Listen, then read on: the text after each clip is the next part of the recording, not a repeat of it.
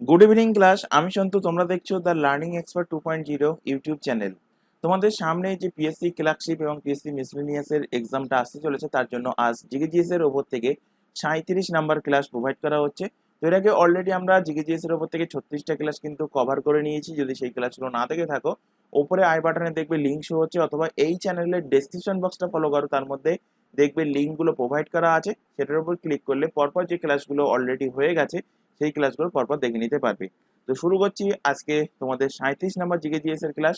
আজকের ক্লাসে first question দেখো, নিচের কোনটি সঠিকভাবে মিলছে না। অপশন এতে দেখো আছে দ্বিতীয় খণ্ড, অর্থাৎ পার্ট টুতে কিসের আলোচনা করা আছে? নাগরিকত্বের কথা আলোচনা করা আছে, এটা এখানে ঠিক বলেছে। তৃতীয় নাম্বার পার্ট অর্থাৎ তৃতীয় খণ্ডে মৌলিক অধিকার অর্থাৎ ফান্ডামেন্টাল রাইটস এর কথা বলা হয়েছে, এটাও কিন্তু এখানে ঠিক বলা হয়েছে। পার্ট নাম্বার 4-এ রাষ্ট্রের নীতি নির্দেশকমূলক নীতির কথা বলা হয়েছে, অর্থাৎ ডিপিএসপির কথা বলা হয়েছে, এটাও এখানে ঠিক বলা আছে। পঞ্চম খণ্ডে মৌলিক কর্তব্য, এটা এখানে ভুল বলা আছে, কারণ মৌলিক কর্তব্যের কথা বলা আছে কত নম্বর খণ্ডে, কত নম্বর পার্টে বলা আছে? মৌলিক কর্তব্যের কথা বলা আছে পার্ট নাম্বার 4-এর এতে কিন্তু মৌলিক কর্তব্যের কথা বলা আছে।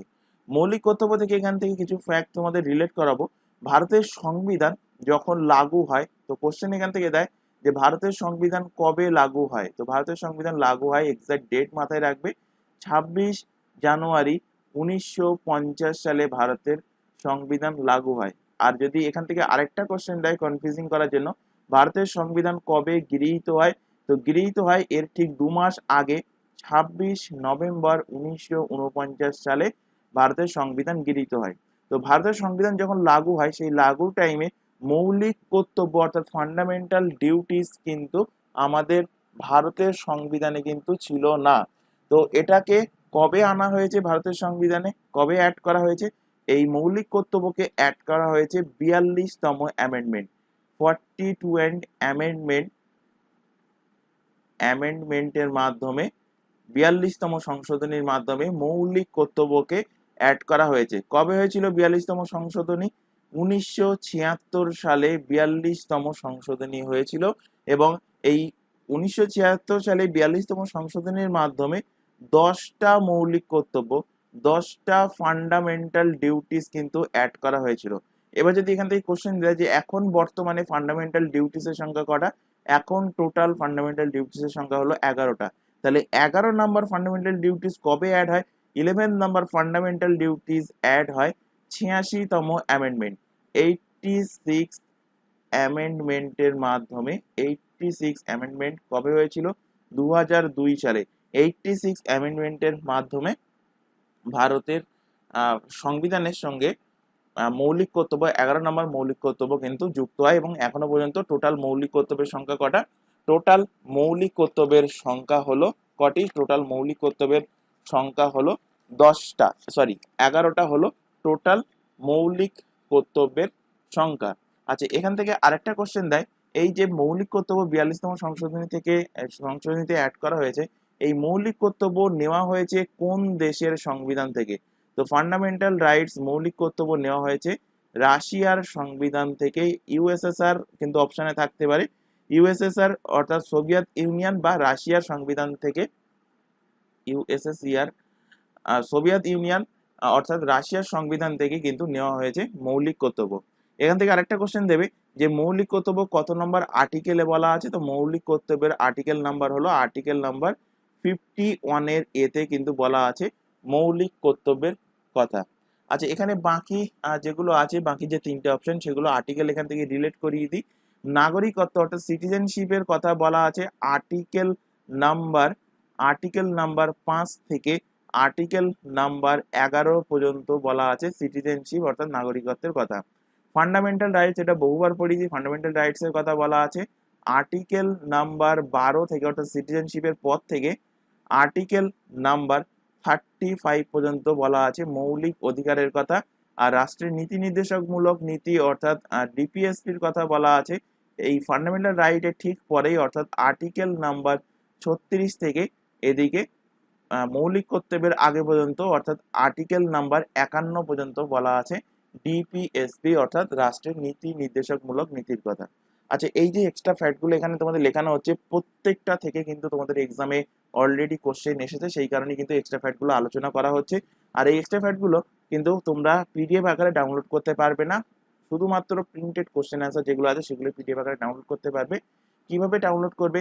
নিচে যে টেলিগ্রাম লিঙ্কটা দেখতে পাচ্ছ @the_learning_expert_sd, এই টেলিগ্রাম লিঙ্কে যুক্ত হয়ে যাও, অথবা এই চ্যানেলের ডেসক্রিপশন বক্সটা ফলো করো, তার মধ্যে টেলিগ্রামের লিঙ্ক প্রোভাইড করা আছে, সেটির ওপর ক্লিক করলে তোমাদের প্রিভিয়াস যে ক্লাসগুলো হয়ে গেছে বা যে ক্লাসটা আজকে দেখছো বা ভবিষ্যতে যে ক্লাসগুলো চলবে, প্রত্যেকটা ক্লাসের পিডিএফ তোমরা পরপর সেখান থেকে ডাউনলোড করে নিতে পারবে। পরের কোশ্চেনে চলে আসো, ভারতীয় সংবিধানের কোন অনুচ্ছেদের অধীনে রাষ্ট্রপতি উভয় কক্ষের দ্বারা পাশ হওয়া যে কোনো বিলের প্রতি তার অসম্মতি দেওয়ার ক্ষমতা ভোগ করেন? সেটা কত নাম্বার আর্টিকেলে বলা আছে? তো বলা আছে আর্টিকেল নাম্বার 111, আর্টিকেল নাম্বার 111-এ বলা আছে। অপশন নাম্বার সি এর কিন্তু সঠিক অ্যান্সার হবে।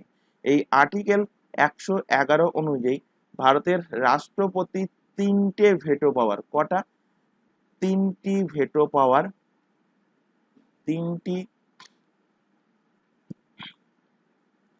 তিনটি ভেটো পাওয়ার এর কথা কিন্তু উল্লেখ আছে। এই তিনটি ভেটো পাওয়ার কি কি? একটা হলো অ্যাবসোলুট ভেটো,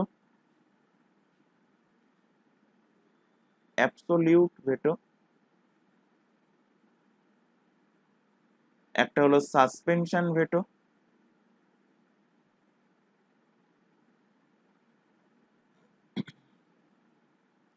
আর একটা হলো পকেট ভেটো। তিনটে ভেটো পাওয়ারের কথা উল্লেখ আছে, এবং এই তিনটে ভেটো পাওয়ার কে অ্যাপ্লাই করতে পারে? ভারতের রাষ্ট্রপতি অর্থাৎ প্রেসিডেন্ট অ্যাপ্লাই করতে পারে। কিভাবে কিভাবে অ্যাপ্লাই করবে? অ্যাবসোলুট ভেটো কোন কোন ক্ষেত্রে অ্যাপ্লাই হয়? তো অ্যাবসোলুট ভেটোর দ্বারা সংসদে পাশ হওয়া কোনো বিলকে রাষ্ট্রপতি কি করতে পারেন? রদ করে দিতে পারেন। অর্থাৎ সংসদ থেকে, মানে রাজ্যসভা বা লোকসভা থেকে পাশ হয়ে আসা বিল চলে ফাইনাল, সেই বিলটাকে যখন অ্যাক্ট হিসাবে, মানে রাজ্যসভা, লোকসভা আর রাজ্যসভা, এখান থেকে কি হয়, এখান থেকে কোনো বিল পাস হয়ে আসলো, বিল পাস হয়ে আসার পরে এই বিলটা যখন কানুন হিসাবে, অ্যাক্ট হিসাবে লাগু হয়, তো তার জন্য কার সাইন প্রয়োজন? প্রেসিডেন্টের সিগনেচার প্রয়োজন, প্রেসিডেন্টের সাইন প্রয়োজন। আর প্রেসিডেন্ট যেই এই বিলে সাইন করে দেবে, সাথে সাথে বিলটা হয়ে যাবে কি, বিলটা হয়ে যাবে অ্যাক্ট হয়ে যাবে। তো রাজ্যসভা বা লোকসভা অর্থাৎ সংসদ থেকে পাশ হয়ে আসা কোনো বিলকে রাষ্ট্রপতি কি করে দিতে পারেন? রাষ্ট্রপতি সেটাকে ক্যান্সেল করে দিতে পারেন, রদ করে দিতে পারেন, এবং সেটাই বলা আছে কিছু অ্যাবসোলুট ভেটোতে। সেই কারণে বর্তমানে কিন্তু এই অ্যাবসোলুট ভেটোটাকে তুলে দেওয়া হয়েছে, কিন্তু মূল সংবিধানে অ্যাবসোলুট ভেটোর উল্লেখ আছে।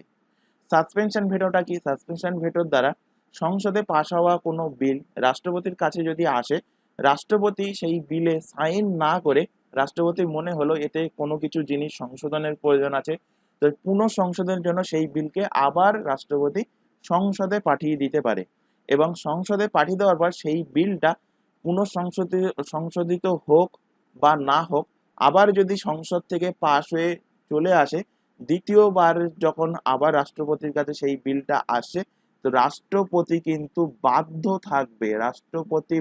থাকবে তাতে সাইন করার জন্য। রাষ্ট্রপতি সেই বিলটাকে ক্যান্সেলও করতে পারবে না বা আবার পুনরায় সংশোধনের জন্য পাঠাতে পারবে না, তিনি বাধ্য থাকবেন সাসপেনশন ভেটোর দ্বারা সেই বিলটাতে সাইন করতে। আর পকেট ভিটোতে কি বলা আছে? পকেট ভিটোর দ্বারা বলা আছে যে রাষ্ট্রপতি কোনো বিল সংসদ থেকে পাশ হয়ে রাষ্ট্রপতির কাছে গেল, রাষ্ট্রপতি সেই বিলটাকে কোনোভাবে না দেখে সেই বিলটাকে তার কাছে রেখে দিল অনির্দিষ্ট কালের জন্য, সেটাকে সংশোধনের জন্যও পাঠাবে না বা সেটাকে রদও করলো না, মানে ক্যান্সেলও করলো না, ক্যান্সেল না করে এবং তাতে সাইনও না করে সে তার কাছে রেখে দিল। তো এটাই বলা হয়েছে কোন ভেটোর মাধ্যমে? এই পাওয়ারটা বলা হয়েছে পকেট ভেটো। তাহলে তিনটে ভেটো আশা করি বোঝাতে পেরেছি। অ্যাবসোলুট ভেটোর দ্বারা কি করতে পারে? কোনো বিল রাষ্ট্রপতির কাছে সাইন হতে গেল, সেই বিলটাকে রাষ্ট্রপতি ক্যান্সেল করে দিল, এটা হলো অ্যাবসোলুট ভেটো, যেটা এখন তুলে দেওয়া হয়েছে। সাসপেনশন ভেটোর দ্বারা কি হয়? যে কোনো বিল সংসদ থেকে পাশ হয়ে রাষ্ট্রপতির কাছে গেল, রাষ্ট্রপতি মনে করলো যে এটার পুনঃসংশোধন প্রয়োজন, তো পুনঃসংশোধনের জন্য আবার সেই বিলটাকে সংশোধন করার জন্য সংসদে পাঠালো, সংসদ আবার সেই বিলটাকে সংশোধন করে হোক না করে হোক, সংসদে আবার বহুমতে পাশ করে আবার সেই বিলটাকে যখন দ্বিতীয়বারের জন্য রাষ্ট্রপতির কাছে পাঠাবে, রাষ্ট্রপতি সেই বিলে সাইন করতে বাধ্য হবে।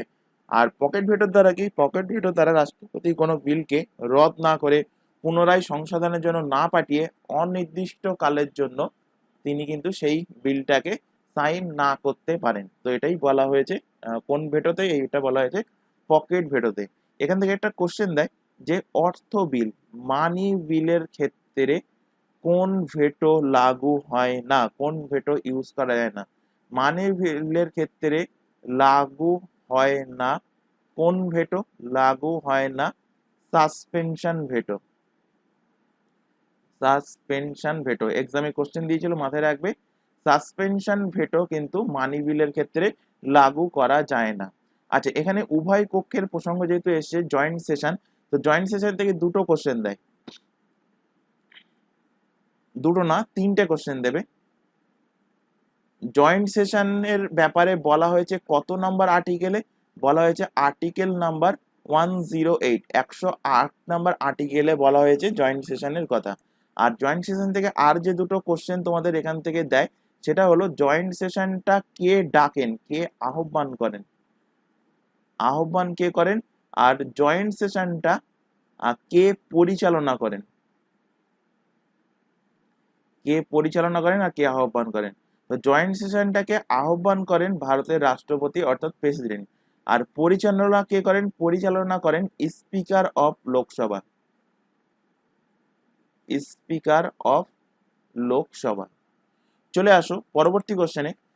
ডিটিপি কোন শব্দটির সংক্ষিপ্ত রূপ, অর্থাৎ ডিটিপির ফুল ফর্ম কি? তো ডিটিপির ফুল ফর্ম হলো desktop publishing, DT for desktop, P for publishing, desktop publishing হলো ডিটিপির ফুল ফর্ম। অপশন এ এর সঠিক অ্যান্সার। চলে আসো পরের কোশ্চেনে। ভারতীয় অর্থনীতির মেরুদণ্ড কোন খাত, পরিষেবা ক্ষেত্র, বীমা ক্ষেত্র, কৃষি ক্ষেত্র না পর্যটন ক্ষেত্র? তো ভারতীয় অর্থনীতির মেরুদণ্ড হলো কৃষি ক্ষেত্র, এগ্রিকালচার সেক্টর। অপশন সি এর কিন্তু সঠিক অ্যান্সার হবে।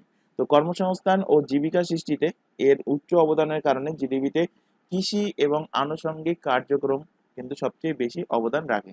পরের কোশ্চেনে চলে আসো। নিম্নলিখিত কোন পঞ্চবার্ষিকী পরিকল্পনায় কৃষি ক্ষেত্রে সর্বোচ্চ জিডিপির বৃদ্ধির হার পরিলক্ষিত হয়? এটা কোন পঞ্চবার্ষিকী পরিকল্পনায় পরিলক্ষিত হয়েছে? অষ্টম পঞ্চবার্ষিকী পরিকল্পনা। অপশন নাম্বার বি এর কিন্তু সঠিক অ্যান্সার হবে। তো কৃষিক্ষেত্রে বৃদ্ধির পরিকল্পনার সময়কাল জুড়ে ওঠানামা করছে। অষ্টম পরিকল্পনা এর সময়কাল কত ছিল? সময়কাল ছিল সেই নরসিংহ রাওয়ের টাইমটা, অর্থাৎ 1992 থেকে 1997 সাল পর্যন্ত ছিল অষ্টম 5 ইয়ার প্ল্যানের টাইমিং। এবং এই টাইমে জিডিপি 4.8% কিন্তু বৃদ্ধির হার পরিলক্ষিত হয়েছিল এই পঞ্চবার্ষিকীতে। আচ্ছা, এখান থেকে কিছু পঞ্চবার্ষিকী রিলেট করাই যেগুলো এক্সামের জন্য মোস্ট ইম্পর্টেন্ট। যদিও এর আগের যে 36টা ক্লাস হয়েছে সেখানে 4 থেকে 5 বার অলরেডি পড়িয়ে দিয়েছি, তো আরো একবার এখান থেকে রিভাইজ হয়ে যাবে। তো কোশ্চেন দেবে যে ফার্স্ট 5 ইয়ার প্ল্যান বা পঞ্চবার্ষিকী পরিকল্পনা শুরু হয় কত সাল থেকে? তো শুরু হয় 1951 সাল থেকে। পঞ্চবার্ষিকী মানে 5 বছরের জন্য, তো 1951 থেকে কত সাল পর্যন্ত?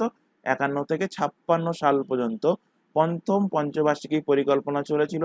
কোশ্চেন দেয় প্রথম পঞ্চবার্ষিকী পরিকল্পনাকে কি বলা হয়? বলা হয় হ্যারোড ডোমার মডেল। কি বলা হয়? হ্যারোড ডোমার মডেল বলা হয় প্রথম পঞ্চবার্ষিকী পরিকল্পনাকে। প্রথম পঞ্চবার্ষিকী পরিকল্পনার লক্ষ্য কি ছিল? লক্ষ্য ছিল to develop agriculture sector, to develop agriculture, agriculture sector ছিল আর ডেভেলপ করার লক্ষ্য ছিল প্রথম পঞ্চবার্ষিকী পরিকল্পনাতে। চলে আসো second 5 year plan. Second 5 year plan, second 5 year plan 1956 থেকে 1961 পর্যন্ত ডিউরেশনে চলেছিল। এবং সেকেন্ড 5 ইয়ার প্ল্যানকে কি বলা হয়? বলা হয় পিসি মহালানবিশ মডেল, পিসি মহালানবিশ মডেল বলা হয় সেকেন্ড 5 ইয়ার প্ল্যানকে। এবং সেকেন্ড 5 ইয়ার প্ল্যানের লক্ষ্য কি ছিল? লক্ষ্য ছিল to develop, to develop industrial sector, to develop industrial sector ছিল সেকেন্ড 5 ইয়ার প্ল্যানের লক্ষ্য। থার্ড 5 ইয়ার প্ল্যানে চলে আসো। থার্ড 5 ইয়ার প্ল্যান কবে থেকে কবে? তো এর জাস্ট পরেই, অর্থাৎ সেকেন্ড 5 ইয়ারের পরেই 1961 থেকে 1966 সাল পর্যন্ত ছিল থার্ড 5 ইয়ার প্ল্যানের ডিউরেশন। এবং থার্ড 5 ইয়ার প্ল্যানটাকে কি বলা হয়? বলা হয় গাডগিল যোজনা। তো কোশ্চেন এইভাবে দেবে যে গাডগিল যোজনা বলা হয় কোন 5 ইয়ার প্ল্যানকে? পিসি মহলানবিশ মডেল বলা হয় কোন 5 ইয়ার প্ল্যানকে? হ্যারোড ডোমার মডেল বলা হয় কোন 5 ইয়ার প্ল্যানকে? এবার এখান থেকে এই তিনটে 5 ইয়ার প্ল্যান মাথায় রাখবে। এছাড়া আরেকটা যে ইম্পর্টেন্স 5 ইয়ার প্ল্যান আছে সেটা হলো এই কোশ্চেনেই ছিল 8 5 ইয়ার প্ল্যান। 8 5 ইয়ার প্ল্যানের ডিউরেশন এক্ষুনি বললাম 1992 থেকে 1997 সাল পর্যন্ত ছিল 8 5 ইয়ার প্ল্যানের ডিউরেশন। এই 8 5 ইয়ার প্ল্যানের যে লক্ষ্যটা ছিল, লক্ষ্যটা কি? লক্ষ্যটা ছিল LPG model. L for LPG. L for কি? এল ফর হলো liberalisation,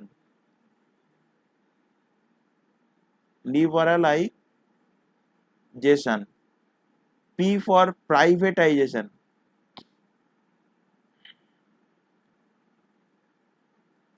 R G for globalisation. তো এখান থেকে কোশ্চেন দেয় যে এলপিজি মডেল আনা হয়েছিল কোন পঞ্চবার্ষিকী পরিকল্পনায়?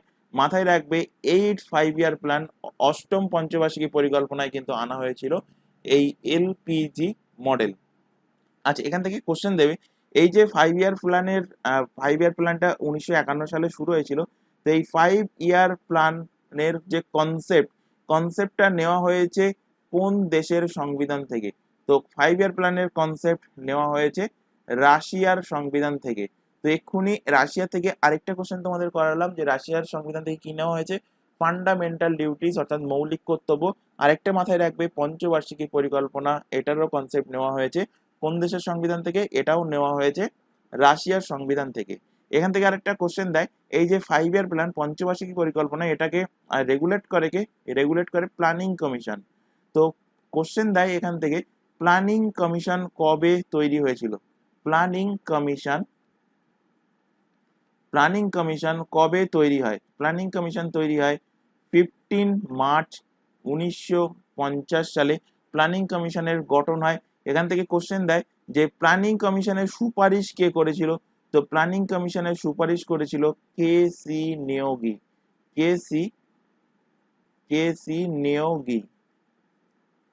কেসি নিয়োগী প্ল্যানিং কমিশনের সুপারিশ করেছিল। এই যে ফ্যাক্টগুলো এখানে লেখানো হচ্ছে এগুলো কিন্তু অবশ্যই খাতায় পরপর কিন্তু লিখবে। এখানে জায়গা নেই বলে আমি এখানে ওখানে লিখছি, কিন্তু তোমরা যেভাবে পরপর বললাম পরপর কিন্তু খাতায় নোট ডাউন করবে। চলে আসো পরের কোশ্চেন। আচ্ছা, এখানে তোমাদের একটা ছোট ইনফরমেশন প্রোভাইড করা আছে। তোমরা এখন যে ক্লাসটা দেখছো সেটা হলো পিএসসি ক্লার্কশিপ এবং PSC miscellaneous special GK GS এর ক্লাস। এছাড়া বাদ বাকি যে সমস্ত এক্সামের নাম এখানে দেখতে পাচ্ছ প্রত্যেকটা এক্সামের জন্য এই চ্যানেলে সিলেবাস ওয়াইজ সম্পূর্ণ ফ্রিতে লাইভ ক্লাস প্রোভাইড করা হয়। লাইভ ক্লাস অ্যাটেন্ড না করতে পারলে ক্লাসটা থেকে যায় রেকর্ডেড ফরম্যাটে, সুতরাং পরবর্তীতে ক্লাসগুলো দেখতে পারবে। এছাড়া এই প্রত্যেকটা এক্সামের জন্য আমাদের আলাদা হোয়াটসঅ্যাপ ব্যাচ ওপেন করা আছে। সেই ব্যাচে যুক্ত হওয়ার একটাই বেনিফিট যে কখন কোন ক্লাস হবে বা ক্লাসের লিঙ্কগুলো প্রোভাইড করা বা এক্সাম ওরিয়েন্টেড কোনো গুরুত্বপূর্ণ ইনফরমেশন থাকলে সেগুলোকে ব্যাচে প্রোভাইড করা। তো সবকিছু কিন্তু হোয়াটসঅ্যাপ গ্রুপে প্রোভাইড করা হয়। তো হোয়াটসঅ্যাপ গ্রুপে যুক্ত হওয়ার জন্য নিচে যে হোয়াটসঅ্যাপ নাম্বারটা দেখতে পাচ্ছ 9933434203, এই নাম্বারে আমাদেরকে হোয়াটসঅ্যাপে ইনফর্ম করো, তাহলে তোমাদেরকে নির্দিষ্ট ব্যাচে যুক্ত করে নেওয়া হবে তোমাদের রিকোয়ারমেন্ট অনুযায়ী। চলে আসো পরের কোশ্চেন। আচ্ছা, এখানে আরো একটা ইনফরমেশন দেওয়ার আছে। তোমরা এখন যে ক্লাসটা দেখছো সেটা দেখছো তোমরা দ্য লার্নিং এক্সপার্ট 2.0 এই ইউটিউব চ্যানেলে। এই চ্যানেলেই প্রত্যেকটা এক্সামের জন্য যে এক্সামের নামগুলো এখানে দেখলে প্রত্যেকটা এক্সামের জন্য জিকে জিএস এর ক্লাস, কারেন্ট অ্যাফেয়ার্স এর ক্লাস, রিজনিং এর ক্লাস অ্যান্ড ইংলিশের ক্লাস সম্পূর্ণ ফ্রিতে পেয়ে যাবে এই চ্যানেল থেকে। আর ম্যাথের ক্লাস করার জন্য প্রত্যেকটা এক্সামের জন্য আমাদের আরেকটা নতুন চ্যানেল ওপেন করা হয়েছে যেখানে শুধুমাত্র ম্যাথের ক্লাসই চলবে। চ্যানেলের নামটা ভালোভাবে দেখে নাও, ম্যাথ বাই সন্তু স্যার। চ্যানেলের লোগোটা ভালোভাবে দেখে নাও। এই চ্যানেলে তোমরা চলে যাও এবং এই চ্যানেলটাকে সাবস্ক্রাইব করে নাও। চ্যানেল যদি সার্চ করে না পাও, যেহেতু নতুন চ্যানেল, এই চ্যানেলটার মানে এখন যে চ্যানেলে ক্লাসটা দেখছো এই চ্যানেলের ডেসক্রিপশন বক্সটা ফলো করো, তার মধ্যে ম্যাথের চ্যানেলের লিঙ্ক প্রোভাইড করা আছে। সেটার উপর ক্লিক করলে ম্যাথের চ্যানেলে চলে যেতে পারবে এবং সেখান থেকে ম্যাথের ক্লাস যেগুলো শুরু হয়েছে সেই ক্লাসগুলো পরপর করে নিতে পারবে এবং এই চ্যানেলেও যে ক্লাসগুলো চলছে এই ক্লাসগুলো কিন্তু পরপর করে নেবে। চলে আসো পরের কোশ্চেন। নিম্নলিখিত কোন সালে ভারতে স্পেশাল ইকোনমিক জোন এসইজি নীতি কার্যকর হয়েছে? তো এসইজি নীতি কার্যকর হয়েছে নভেম্বর 2000 সাল থেকে। অপশন নাম্বার সি এর কিন্তু সঠিক অ্যান্সার হবে। জাস্ট অনলাইনার ফরম্যাটে কোশ্চেনটা মাথায় রাখবে। পরের কোশ্চেনে আসো, নিচের কোনটি G8 এর সদস্য নয়? G8 এর ফুল ফর্ম কি? G8 এর ফুল ফর্ম হলো গ্রুপ অফ 8। গ্রুপ অফ 8 হলো G8 এর ফুল ফর্ম। G8 এর গঠন কবে হয়েছিল? কবে এর ইস্টাবলিশ হয়? G8 এর ইস্টাবলিশ হয় 1975 সালে। G8 এর ইস্টাবলিশ হয়। G8 এর লক্ষ্য কি ছিল? এম কি? এর লক্ষ্য হলো two strategies for addressing major international economic and political issue, মানে ইন্টারন্যাশনাল কোনো ইকোনমিক অর্থনীতি রিলেটেড কোনো ইস্যু হলে বা কোনো রাজনৈতিক রিলেটেড ইস্যু হলে, পলিটিক্যাল রিলেটেড ইস্যু হলে সেগুলোকে ঠিক করা, সেগুলোকে মেজর, সেই সমস্ত মেজর অর্থনৈতিক কোনো সমস্যা বা পলিটিক্যাল সমস্যাকে এগুলোকে আইডেন্টিফাই করা এবং সেগুলোকে সলভ করা হলো G8 এর সদস্যদের কাজ। তো এখান থেকে কোশ্চেন দেয় যে G8 এর মেম্বার কান্ট্রি কটা? তো নাম থেকেই বুঝতে পারছো কটা আছে। G8 মানে 8টা মেম্বার আছে। সেই 8টা মেম্বার কি কি এটা কিন্তু মনে রাখতে হবে। কিভাবে মনে রাখবে? মনে রাখার সহজ উপায় বলে দিচ্ছি।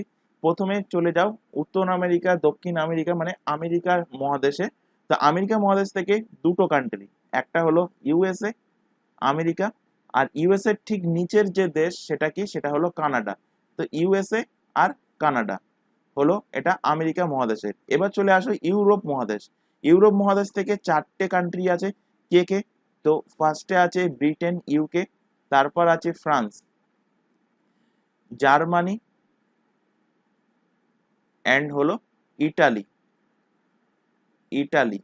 তো UK, France, Germany and Italy. UK, France, Germany and Italy হলো ইউরোপ কান্ট্রি থেকে। আর তাহলে কটা হয়ে গেল? 4টে, দুটো 6টা, থাকছে দুটো। তো সেই দুটো এশিয়া মহাদেশ থেকে। তো এশিয়া মহাদেশ থেকে কে কে? এশিয়া মহাদেশ থেকে রাশিয়া অ্যান্ড হলো জাপান। তো এই 8টা হলো G8 এর মেম্বার কান্ট্রি।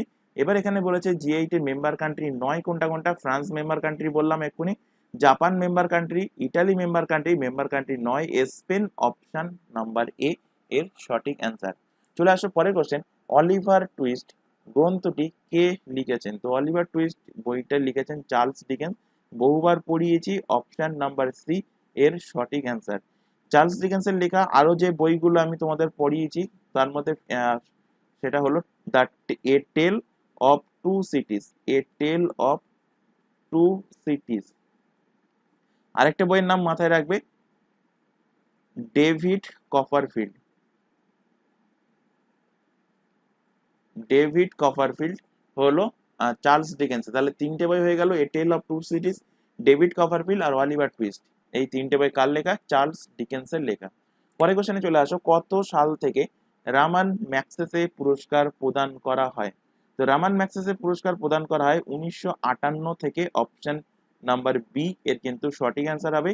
এই রামান ম্যাগসেসে থেকে আরেকটা কোশ্চেন তোমাদের এক্সামে বহুবার দিয়েছে যে এশিয়ার নোবেল বলা হয় কোন পুরস্কারকে? এশিয়াস নোবেল বলা হয় এই রামান ম্যাগসেসে অ্যাওয়ার্ডকে। কোশ্চেন দেবে যে রামান ম্যাগসেসে অ্যাওয়ার্ড ফার্স্ট কে পেয়েছে? প্রথম অ্যাওয়ার্ডই কে? প্রথম কে পুরস্কার প্রাপক হলো রামান ম্যাগসেসে অ্যাওয়ার্ড? তো রামান ম্যাগসেসে অ্যাওয়ার্ড প্রথম পায় বিনোবা ভাবে। কে পায়? বিনোবা, বিনোবা ভাবে প্রথম রামান ম্যাগসেসে অ্যাওয়ার্ড পেয়েছিল। এবং এখান থেকে আরেকটা কোশ্চেন তোমাদের যায়, প্রথম ভারতীয় হিসাবে কে রামান ম্যাগসেসে অ্যাওয়ার্ড পায়? তো এই বিনোবা ভাবে ইনি কিন্তু প্রথম ছিলেন এবং ইনি প্রথম ভারতীয় ছিলেন, অর্থাৎ ইনি ইন্ডিয়া থেকে বিলং করতেন। সুতরাং কোশ্চেন দুভাবে দিতে পারে, ঘাবড়াবে না। একটাই অ্যান্সার হবে যে প্রথম অ্যাওয়ার্ডই দিক, প্রথম অ্যাওয়ার্ডইও হবে বিনোবা ভাবে। আর যদি দেয় প্রথম ভারতীয় হিসেবে কে পেয়েছিলেন, তো সেটাও অ্যান্সার হবে কি? সেটাও অ্যান্সার হবে বিনোবা ভাবে। এখান থেকে প্রিভিয়াস ইয়ারের কোশ্চেন যদি তুমি দেখে থাকো তাহলে দেখবে 2019 সালে একজন ভারতীয় রামান ম্যাগসেসে অ্যাওয়ার্ড পেয়েছিল। সেই কোশ্চেনটা কিন্তু বহুবার তোমাদের এক্সামে দিয়েছে। কে পেয়েছিল? পেয়েছিল ওই এনডিটিভির অ্যাঙ্কার ছিল, নামটা ছিল, এনডিটিভির অ্যাঙ্কারের নাম ছিল যাই হোক খেয়াল আসে না, পরে বলবো। তো এখান থেকে যেটা রিলেট করবে সেটা হলো 2023 সালে, 2023 সালে রামান ম্যাগসেসে অ্যাওয়ার্ড কে কে পেয়েছে। তো 3জন পেয়েছে, তার মধ্যে একজন ভারতীয় পেয়েছে, তো সেটা এক্সাম পয়েন্ট অফ ভিউ থেকে মোস্ট ইম্পর্টেন্ট। তার নাম কি? তার নাম হলো রাভি কানান। রাভি রাভি কানান।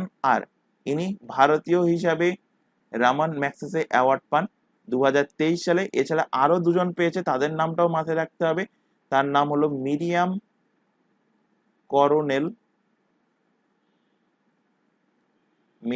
করনেল, ফেরার। ইনি ফিলিপিন্স থেকে বিলং করেন। আচ্ছা, এখান থেকে আরেকটা কোশ্চেন তোমাদের দেয়, এই ফিলিপিন্স থেকে মনে পড়লো,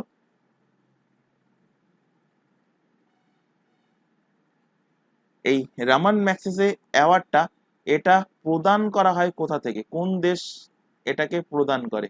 রামান ম্যাগসেসে অ্যাওয়ার্ড প্রদান করে কে? প্রদান করে ফিলিপিন্স। মাথায় রাখবে, ফিলিপিন্স থেকে রামান ম্যাগসেসে অ্যাওয়ার্ডটা প্রোভাইড করা হয়। কারণ কি? এই ফিলিপিন্সের একজন রাষ্ট্রপতি ছিলেন, তার নাম ছিল রামান ম্যাগসেসে, তো তার নাম অনুসারেই কিন্তু এই অ্যাওয়ার্ডটা দেওয়া শুরু হয়। এছাড়া আরেকজন 2023 সালে যে রামান ম্যাগসেসে অ্যাওয়ার্ড পায় তার নাম হলো ইগুইনিও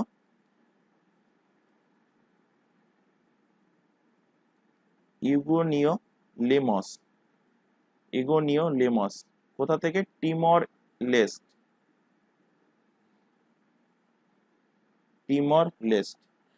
তো 2023 সালে কে কে রামান ম্যাগসেসে অ্যাওয়ার্ড পেয়েছে? তার মধ্যে মোস্ট ইম্পর্টেন্ট হলো রাভি কানান। আর ইনি কিন্তু ভারতীয় হিসেবে পেয়েছেন। বাকি দুজনের নামও কিন্তু মাথায় রাখবে, কারণ এইভাবে কোশ্চেন দিতে পারে যে 2023-এ এর মধ্যে কে রামান ম্যাগসেসে অ্যাওয়ার্ড পায়নি। তো প্রত্যেকের নামটা কিন্তু তোমাদের মাথায় রাখতে হবে। চলে আসো পরের কোশ্চেন। নিম্নলিখিত কোন স্থানটি ভৌগোলিক নাম পবিত্র করা হয়? তো অ্যান্সার হবে এর মধ্যে প্যালেস্টাইন। অপশন বি এর কিন্তু সঠিক অ্যান্সার। পরের কোশ্চেনে চলে আসো। সূর্যের পর পৃথিবীর দ্বিতীয় নিকটতম নক্ষত্র কোনটি? তো সূর্যের পর পৃথিবীর দ্বিতীয় নিকটতম নক্ষত্র হলো Proxima Centauri. Option number C এর সঠিক অ্যান্সার হবে। আচ্ছা, যদি এখান থেকে কোশ্চেন দেয় যে পৃথিবীর সব থেকে কাছের গ্রহ কোনটি? পৃথিবীর সব থেকে নিকটবর্তী বা কাছের গ্রহ। তো পৃথিবীর সব থেকে কাছের গ্রহ হলো শুক্র। এটা কিন্তু ম্যাক্সিমাম ক্যান্ডিডেট গুলিয়ে ফেলে, শুক্র আর মঙ্গলের মধ্যে। তো শুক্র, যাকে ইংলিশে কি বলা হয়? ভেনাস। শুক্র বা ভেনাস, এটা হলো পৃথিবীর সব থেকে কাছের গ্রহ। এখান থেকে কোশ্চেন দিয়েছিল তোমাদের একটা পুলিশের এক্সামে যে উজ্জ্বলতম গ্রহ কোনটি? উজ্জ্বলতম উজ্জ্বলতম গ্রহ কোনটি? তো উজ্জ্বলতম গ্রহ হলো সূর্য। এখান থেকে আরেকটা কোশ্চেন দেবে যে সূর্যের সব থেকে কাছের গ্রহ। তো পৃথিবীর সব থেকে কাছের গ্রহ কি বললাম?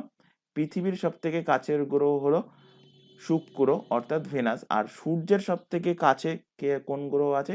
তো সূর্যের সব থেকে কাছে আছে বুধ। বুধকে ইংলিশে বলা হয় মার্কিউরি। মার্কিউরি। আচ্ছা, এখান থেকে আরেকটা কোশ্চেন দেবে, উজ্জ্বলতম গ্রহ যখন বলছিলাম, তো এখান থেকে আরেকটা কোশ্চেন দেবে যে উজ্জ্বলতম নক্ষত্র কোনটা? তো ব্রহ্মাণ্ডে উজ্জ্বলতম নক্ষত্র, উজ্জ্বল উজ্জ্বলতম নক্ষত্র, বা ইংলিশে কোশ্চেন দিলে দেবে উজ্জ্বলতম শাইনিং স্টার, এরকম দেবে। উজ্জ্বলতম স্টার কোনটা? তো সিরিয়াস হলো উজ্জ্বলতম নক্ষত্র বা উজ্জ্বলতম স্টার। চলে আসো পরের কোশ্চেন। দার্জিলিং হিমালয় রেলওয়ে কত সালে ইউনেস্কো ওয়ার্ল্ড হেরিটেজের তকমা পায়? তো দার্জিলিং হিমালয়ান রেলওয়ে এটা 1999 সালে ইউনেস্কো ওয়ার্ল্ড হেরিটেজের তকমা পেয়েছিল। অপশন এ এর কিন্তু সঠিক অ্যান্সার হবে। তো এখান থেকে দেখো 2004 সালে কোন রেলওয়ে পেয়েছিল? 2004 সালে পেয়েছিল Mumbai CST. Mumbai Chhatrapati terminus, Mumbai CST পেয়েছিল 2004 সালে। 2005 সালে পেয়েছিল নীলগিরি নীলগিরি রেলওয়ে। আর 2008 সালে পেয়েছিল কালকা শিমলা, কালকা কালকা সিমলা রেলওয়ে, কালকা সিমলা রেলওয়ে পেয়েছিল 2008 সালে ইউনেস্কো ওয়ার্ল্ড হেরিটেজ সাইটের তকমা। আচ্ছা, এখান থেকে কোশ্চেন দিয়েছিল তোমাদের একটা এক্সামে, তার আগে ইউনেস্কোর ফুল ফর্মটা এখানে বলে নি। UNESCO এর ফুল ফর্মটা কিন্তু মাথায় রাখবে। ফুল ফর্ম কি? UN for united nation, united nation, E for educational,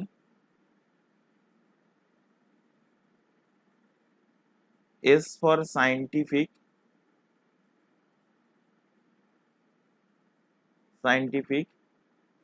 and cultural organization.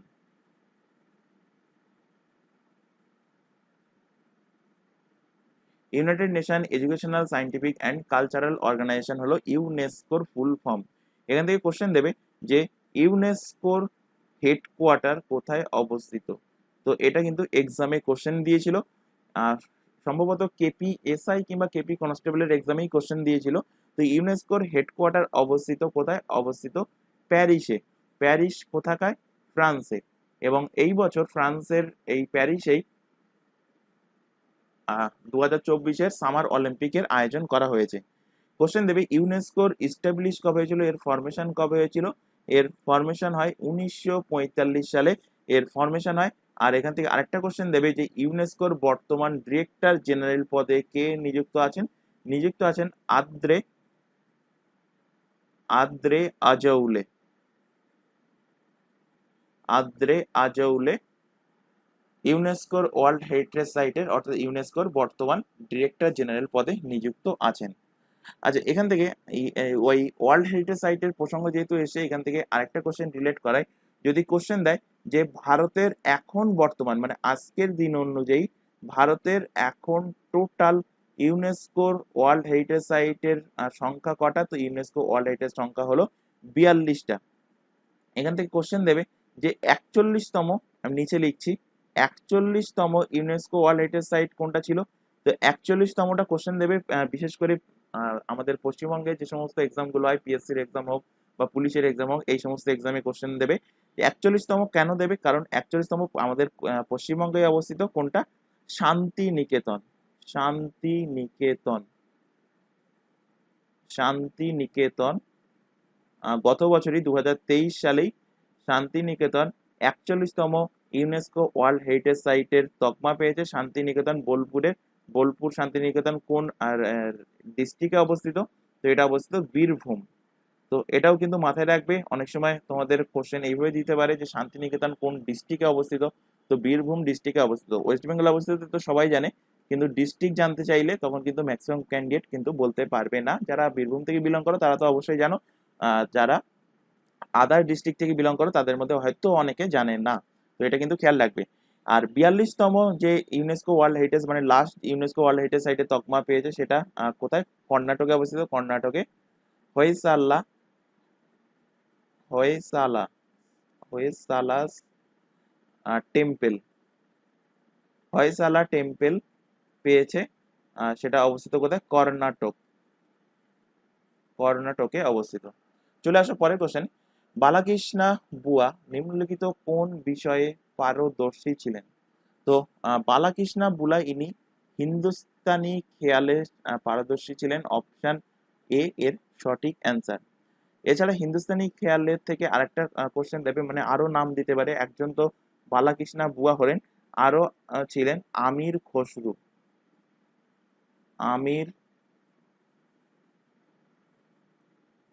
আমির খসরু, বালাকৃষ্ণা বুয়া, আরেকজনের নাম মাথায় রাখো আল্লাদিন খান, আরেকজনের নাম মাথায় রাখো মোহাম্মদ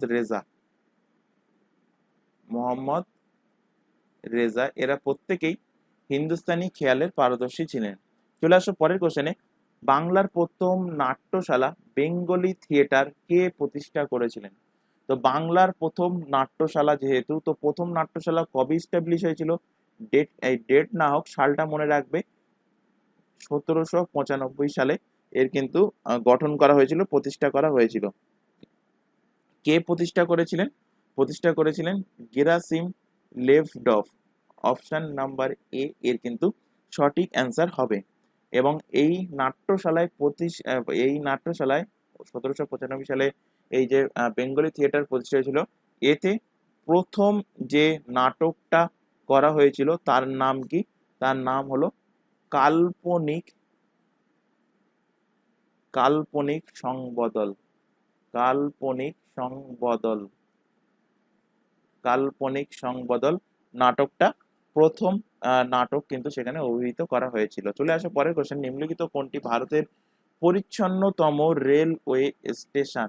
তো ভারতের পরিচ্ছন্নতম রেলওয়ে স্টেশন হলো যোধপুর। অপশন নাম্বার সি এর কিন্তু সঠিক অ্যান্সার হবে। আর যদি কোশ্চেন দিত যে India's cleanness city, India's cleanest city, ভারতের সব থেকে পরিচ্ছন্নতম শহর কোনটা? অ্যান্সার হবে ইন্দোর হলো ভারতের সব থেকে পরিচ্ছন্নতম শহর। টানা 7 ইয়ার ধরে কিন্তু ভারতের পরিচ্ছন্নতম শহরের তকমা পেয়ে আসছে কোনটা? ইন্দোর। আর যদি কোশ্চেন দেয় যে ইন্ডিয়াস ক্লিনেস্ট স্টেট, ভারতের সব থেকে পরিচ্ছন্নতম রাজ্য কোনটা, তখন অ্যান্সার হয়ে যাবে মহারাষ্ট্র। মহারাষ্ট্র হলো ভারতের সব থেকে পরিচ্ছন্নতম রাজ্য। ইন্দোর কোন স্টেটে অবস্থিত? মধ্যপ্রদেশে অবস্থিত। তো সিটি বললে ইন্দোর হবে মধ্যপ্রদেশের, আর যদি রাজ্য বলে তখন অ্যান্সার হবে মহারাষ্ট্র। চলে আসো পরের কোশ্চেন, ইউপিআই এর ফুল অর্থ কি? পুরো নাম কি? আমরা প্রত্যেক দিনই কিন্তু ইউজ করি, কোনো দোকানে গিয়ে অনলাইন পেমেন্ট করি, তো সেটা কিসের মাধ্যমে হয়? ইউপিআই এর মাধ্যমে। তো ইউপিআই এর ফুল ফর্ম কি? U for unified, P for payment, I for interface. কোন অপশনে আছে এখানে চেক করো। ইউনিফাইড প্রসেসিং এটা হবে না, আলট্রা এটা হবে না, ইউজ এটা হবে না। তো এখানে দেখো আছে অপশন ডিতে unified payments interface, option D এর সঠিক অ্যান্সার। চলে আসো পরের question, Indian institute of science soil science, Indian institute of soil সায়েন্সের গবেষণাগার কেন্দ্র কোথায় অবস্থিত? তো এটা অবস্থিত মধ্যপ্রদেশের ভূপালে। অপশন নাম্বার সি এর কিন্তু সঠিক অ্যান্সার হবে। চলে আসো পরের কোশ্চেন, সম্প্রতি প্রয়াত লুইস সুরেশ কে ছিলেন? তো লুইস সুরেশ ছিলেন একজন ফুটবলার। অপশন নাম্বার বি এর সঠিক অ্যান্সার হবে। সম্প্রতি তিনি কিন্তু মারা গিয়েছিলেন এবং মারা গেলেন। তো ইনি কোন দেশের ছিলেন? লুইস সুরেশ ইনি ছিলেন উরুগুয়ের ফুটবলার। চলে আসো পরের কোশ্চেন, ন্যাশনাল গ্রিন হাইড্রোজেন মিশনের জন্য কোন দেশকে 1 বিলিয়ন ইউরো লোন দিচ্ছে ইউরোপিয়ান ইনভেস্টমেন্ট ব্যাংক? তো ইউরোপিয়ান ইনভেস্টমেন্ট ব্যাংক লোন দিচ্ছে 1 বিলিয়ন ইউরো কোন দেশকে? আমাদের ভারতকেই দিচ্ছে গ্রিন হাইড্রোজেন মিশনের জন্য। অপশন ডি এর সঠিক অ্যান্সার। পরের কোশ্চেনে আসো, এবং আজকে ক্লাসের এটা লাস্ট কোশ্চেন, নাসার সাথে মঙ্গল গ্রহের রোভার পরিচালনা করা প্রথম ভারতীয় হলেন কে? তো নাসার সাথে মঙ্গল গ্রহের রোভার পরিচালনা করার প্রথম ভারতীয় হলেন অক্ষতা কৃষ্ণমূর্তি। অপশন নাম্বার সি এর কিন্তু সঠিক অ্যান্সার হবে। আজকে ক্লাসে এই 20টা কোশ্চেন রাখা হয়েছিল, আশা করি প্রত্যেকটা কোশ্চেন ক্লিয়ার হয়েছে। যদি কোথাও কোনো কোশ্চেনে তোমাদের ডাউট থাকে তো অবশ্যই সেটা কমেন্ট বক্সে কমেন্ট করে জানাবে। আর ক্লাস ভালো লাগলে অবশ্যই ক্লাসটাকে কিন্তু তোমরা লাইক করবে। তো আজকে ক্লাস আমরা এখানে শেষ করছি। আজকে ক্লাস এই পর্যন্ত, নেক্সট দেখা হবে পরবর্তী ক্লাস নিয়ে। Thank you.